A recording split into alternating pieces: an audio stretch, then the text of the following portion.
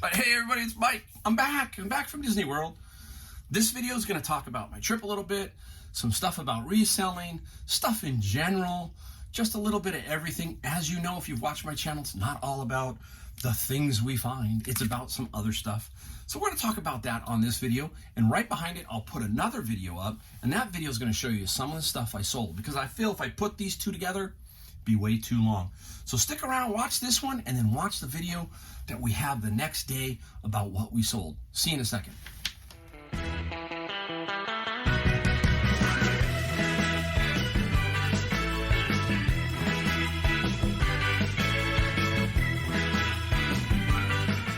Here I am, I'm back. The Golden State Picker is back where he belongs, inside this garage.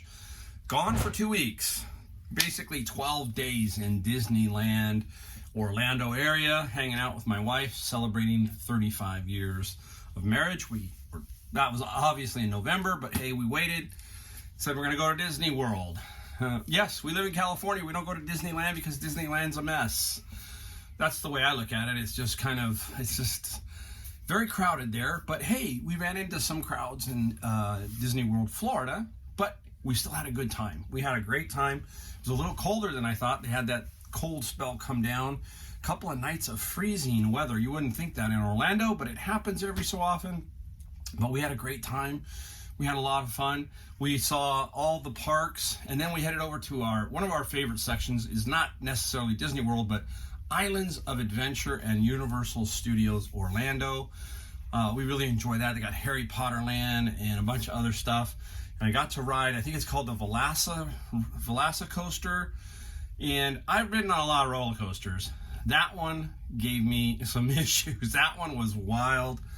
I mean, when you realize that they take you through metal detectors, there is nothing you can bring on that ride. You know something's up. And we got on it. We rode in a single rider line, but managed to get on that ride together, and it was pretty intense. Very, very intense for a roller coaster. It looks harmless as it's going around. Have you ever watched that? You watch the roller coasters and they're harmless. They look harmless, and when you get on them, they're going, this thing is hauling, right? So a lot of fun. Now, you know, I want to talk a little bit about some just general stuff in general, but not so much about a lot about my trip, but some things that I observe, you know, throughout out my trip. That kind of, you know, when you're on vacation and stuff, you tend to look around. And this is the first time we've been basically by ourselves at like Disney World or Disneyland. And we usually have grandkids or kids or something going on. So it was kind of, you know, it was just the two of us. But always fascinates me is the corporate side of Disney. And Disney's no different than Amazon or eBay or any of these others. Do they really care about you? Yeah, they do. They care about their customer. They do. But in a way, it's like still all about the money. It's still all about the money. And when you see just the amount of stuff that they sell to people, it's crazy. Absolutely phenomenal. All the gift shops, all of that. And so I was looking around to see if there was stuff that, you know, you could flip. It's just kind of curious, you know, that kind of thing. It really wasn't, because the prices, you could tell, were definitely higher than what I was kind of used to. It's inflation, it's the supply chain, plus it's whatever they can get away with, right? You know, I bought this t-shirt. This is a good t-shirt. Look at, there they go. There's my Mickey t-shirt. It was $30. Fair price. That was not out of complete whack. Maybe a few years ago it'd be about $24, but now they're $30. But there's a lot of stuff over $100. And I was watching people. I love to watch people. I love to watch people pick stuff up that I think is cool and see what they think. Especially parents, you know. And parents, you know, it's tough. When you go to Disneyland with a family of 5, that's a lot of money. Disneyland, Disney World, doesn't matter where you go, it's a lot of money. But I was watching them pick up stuff like $100 dolls, $125 dolls, and they were putting them back down. You know, they were saying, no, I can't pay that. So there are some people, there's that percentage, that 5% of Americans that will just spend like crazy, right? And that's another thing is when you get into these situations, these parks and all that, the same thing applies that I talk about thrifting. Don't buy just to buy. Not good. But buy a few things, sure. but just don't start buying just to buy. That's what that feeling gets you going when you're inside of these amusement parks and these things. It's just like, I don't know, these chemicals in your body get going, and it's the people. I always said that when I owned my furniture store, I never wanted my store to be dead. If it was quiet inside, that was kind of eerie. As a shopper, you want things around you, people around you. That's what Disney does really well. There's this big crowd, right? What's going on? The excitement. Wow, this is the place to be. That's what I wanted when my furniture store was going, is I wanted it. I can remember days I would actually have people lined up at my register. It'd be raining outside. That was the other thing. I wanted rain. Bring them in, all that kind of stuff. Then all of a sudden it's like, hey, this is the place to be. This is where to buy furniture. Same thing, Disney. It gets that little feeling of stuff to buy. And you got to really control yourself a little bit. If you don't have that, it's everything. You got to have discipline to control everything about your lifestyle. And you don't want to get that out of control. The key to me and my retirement and what's going on with my wife in 6 months when she retires is you must maintain some discipline to control your spending. Understand where you stand and then go from there. Very, very hard to do, but once you master it, it's something very, very fantastic. You can't beat it, right? That's what this channel is. A little different. It's reselling, but it's also some life lessons about reselling and where you want to go 10 years, 15 years, 20 years from now. And I'm so glad that I stumbled onto reselling 3 years ago and found this. This is now my foundation for the rest of my retirement. That's what I'm looking at it as. How can I continue to do this in different levels? Don't need a ton of money. Last year, if you've watched my videos, you know I've done this because why? I was doing it as an experiment to see how much one person can do, literally from listing, sourcing, shipping, all of that. And if you go back and watch that video, I'll try to put a link down below. If you haven't watched that video before, watch that video. You'll see how much I did in 2021. It is 2022 now. This year's going to be different. I'm not going to do that number. I'm not going to look at that. As you know, I have a process. I just let the process go.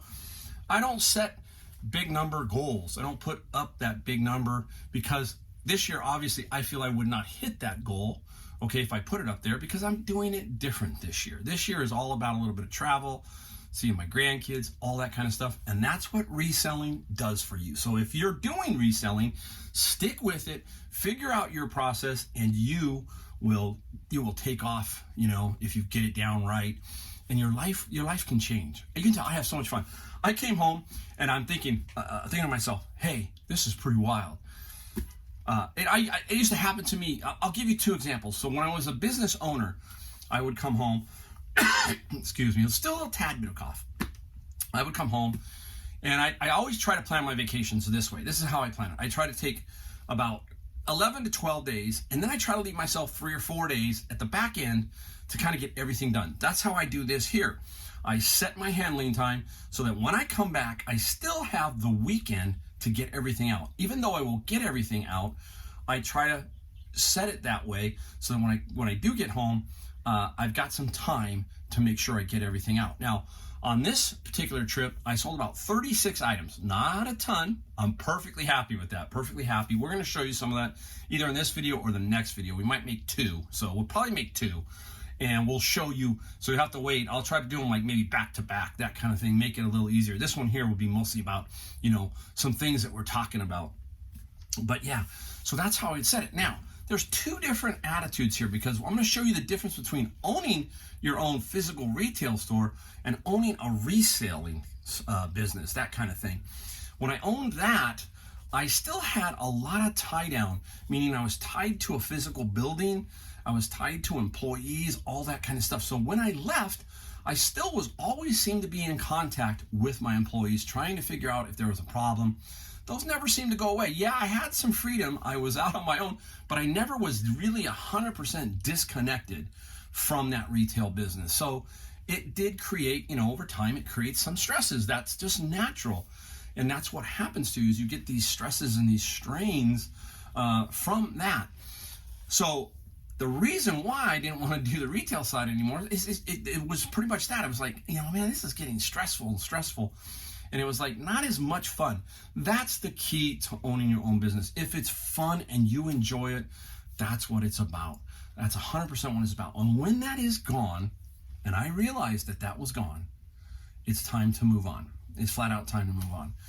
Best decision I ever made was starting my business. Okay, we're talking business-wise, not overall in life, but just starting my business.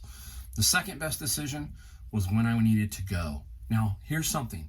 When I left, it was a couple of years before COVID, so it's actually going to be 5 years in May. It's hard to believe that. 5 years this May, so well before COVID. But I had a plan. I had an idea that I just was going to cruise around, do some Ubering and Lyft. If many of you have watched some of my older videos, you know I was the rideshare reseller. And that's how I started to figure out the thrifting. So that's how I got going. But in the long run, it's like, okay, how do you move on from there? And that's like, okay, you always have it inside you. You have these like, I hate to say it, but you're just built. I'm built differently. And that's me. And I was thinking, okay, this is how I'm going to go. I'm going to take this rideshare and see what happens. And like my wife said, she goes, I know you're going to start some business. It's just when. And that's what I'm talking about out there. Be patient. Remember, that side, retail side, very difficult. This side, I'll tell you the big difference. Big difference is here. When I came back and when I came back from a retail vacation, I'll go back from a retail vacation. I would walk in the store and it was like, towards the end, it was like, oh man, I am going to come home to bills, like stacks of bills. It's going to take me 5-6 days just at the business to straighten the whole thing out. So that was a lot of work. And that was not a whole lot of fun those first 4 or 5 days because you had to deal with a lot of things. But now, with this here, I come back, I got 35 items to ship. I woke up this morning, I go, hey, this is beautiful. This is great. I love this. The sun is out. It's a beautiful California morning. Got my garage door open, my side door open, backyard's lit up nicely. I'm just nice, And that's the fun. Now, fun is like, I'll take my time. I don't have to worry. I don't have to worry about a phone call from a customer. I don't have to worry about a phone call from a rep. I don't have to worry anything. It's all right here. I'll pack it all up. I'll have it probably all done today. If not, maybe 2 or 3 items. I'll finish them tomorrow. And that's the fun. That's the fun of this. That's the fun of reselling. And I try to impart that into you. Hopefully you can feel that. Hopefully you will feel that. I'm going to talk about a book in a second that I'm starting to read, and I'm going to give it away. I'm not going to highlight this particular book up. I might buy one copy and give it to you and maybe highlight it. I don't know. This is a pretty good, interesting book. It goes along with the other books I give away. I'm going to try and do that. But yeah, so if you think about it, that's the mentality, right? The difference between a retail ownership and being a reseller is this. This is a little different here. A lot more fun. I'm going to take the 4 days or so and not do nothing, not do anything. And not do anything, but I'm going to do stuff around here. I'm not going to go thrifting. I might hit the garage sales on Saturday. I might do that because just take a brief gander around my neighborhood. But hey, that's pretty interesting. All right, that's a lot of fun. All right, a lot of fun. Reselling and doing it the right way is a lot of fun. Now, I'm going to show you one more thing. I got my friend out there, Nacho. Yeah, you heard me talking about Nacho. So, Nacho, this is for you because I'm gonna give you a mention, Nacho, he likes popcorn buckets. I didn't know that until I ran into him at Savers, and he says, well, I like these popcorn buckets. And one day he had a Mickey one hanging down from him at Savers, and he was looking for the mini one. He couldn't find it. Now, I couldn't find the mini one at Disneyland. I would have got him that one. So I bought him this one. I got this popcorn bucket. These are these cool little the lids pop up, and this one's the Christmas one. It was still hanging around, so I thought, hey, he'd like that. So I got him this. So, Nacho, here is your popcorn bucket I'm bringing back for you. It's really cool. These are about, to show you, I think these are $23, $23, and there's hardly any popcorn you can put in that. So what you do is, if you want the popcorn, is you keep this, and you ask them to put the popcorn on the side so you don't filthy it up. But, hey, sometimes you got to do something for friends. If the friend likes those and you see them, there you go. Those you can flip. Now, there's a big one. I think it's some kind of dragon that's out. It was out at Epcot, but every time you walked into Epcot, it said sold out. Everybody's buying those. Those are selling for about $200. Some of these can be worth some money. So, popcorn buckets. Whew. All right, there we go. Let's go into one other thing real quick. The video is going to be kind of short, just talking about what I was doing, that kind of stuff. But I want to go to a book. And the book is right here. Look at this one. High Performance Habits, Brendan Burchard. Now, I didn't take this one on vacation. Now, that was another thing I was going to do. I was going to do some other things besides this. And when you go to Disney, it's kind of work. You're tired. It's tough. It's tough. And you're on the airplane. I can't read very well on the airplane. Some airplanes, sometimes I can, sometimes I can't. But I'm going to not mark this one up. And when I'm done with it, I'm going to give it out. Not now, but I will give it out. But I wanted to read to you kind of the synopsis of what this book is about, so you can get an idea, because this one goes along with, I have another book here, Atomic Habits. Everybody knows about that. Look at the titles. You see why they're good. They're two different authors. Now, this one here, I want to give you just a flavor of it. I'll read a paragraph, but this is it. Achievers fight long and hard to succeed, propelling themselves forward by grit and hustle. And then at some point they could never anticipate, they plateau, lose passion, or burn out. My store, right? My retail store, right?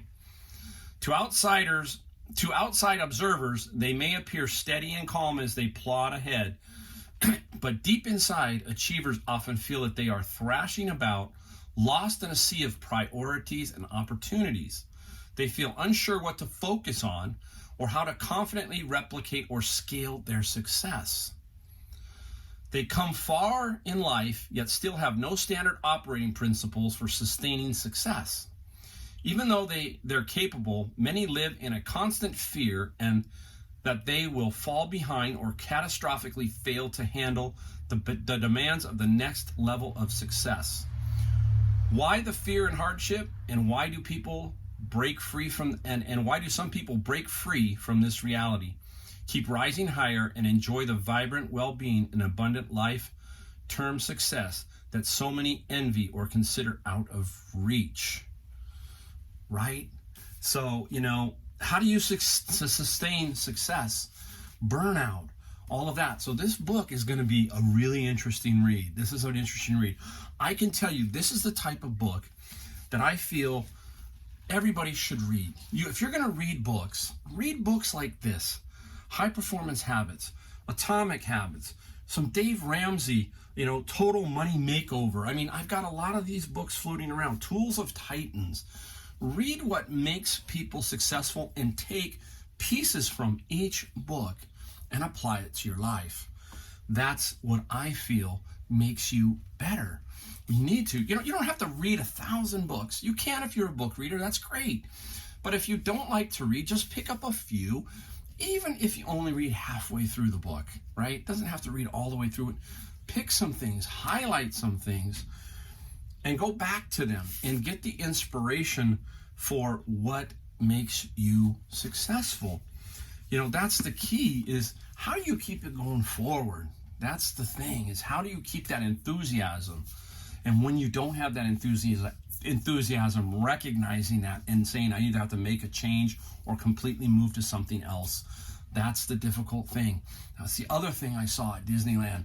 I remember I was pulling the car in to put some gas in the car, and this guy's out on his phone on the next pump over, and he's literally talking. You could tell he's talking to another employee. He's young. He's maybe 20, 19. And he's cussing it up. He's like cussing it up. I'm quitting this effing job, blah, blah, blah. Soon as I get this other job, I'm done. And it's like, wow. And does his boss know that he feels like that? Probably in some way. I don't know. That's the thing that's going on now. It's like, hey, a lot of people unhappy with what they're doing. You got to change your attitude, right? That's not a strong attitude. That's kind of like, oh, man, he's really upset. And, you got to figure out how to make it so you're happy and that everything is moving forward. Everything. Yes, there are pitfalls. It is not easy. I have always said it is not easy. But once you figure out what I call the process and you do the process, everything will work its way out and you'll do just fantastic. You really will. You really will. And also, hey, you see if I got anything else on this part of the video. This video, I'll try to put it at the front. I'll make a little quick thing for it at the front saying, hey, this video is not going to show you anything. But the next one, I'm going to maybe I'll do them both at the same time. Do one right after or the next day and I'll show you some things that I sold, because this video would get too long and all that kind of stuff. I hope I give you just a little bit of taste of something, little taste of inspiration, that kind of thing. This can be done for everybody. I hope it works out for all of us. We're gonna have an exciting 2022. We're gonna see how it goes from there. All right, hey, we'll see you and talk to you later.